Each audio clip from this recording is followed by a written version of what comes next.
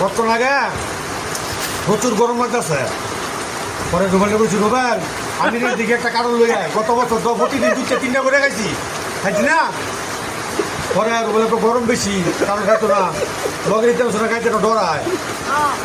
পরে রুবেলের কারণ লই আইছে, আনছে বড়া আল্লাহ খারাপ একটা ব্যবস্থা করে দেয়। আল্লাহ ওই যে বাইরে বৃষ্টি দিয়ে দিছে, বৃষ্টিটা এটা আল্লাহ তাআলার একটা নিয়ামত।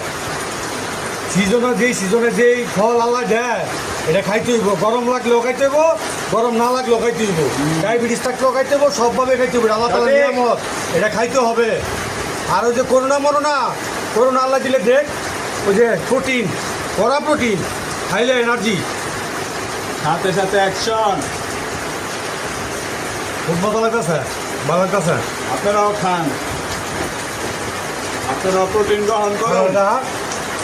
আপনারাও খান, আপনারাও প্রোটিন গ্রহণ করুন।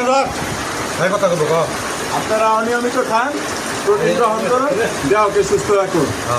এই বাসনা আজকের জন্য এখানে শেষ করলাম। আর আমি দোকানে লাগাইছেন না।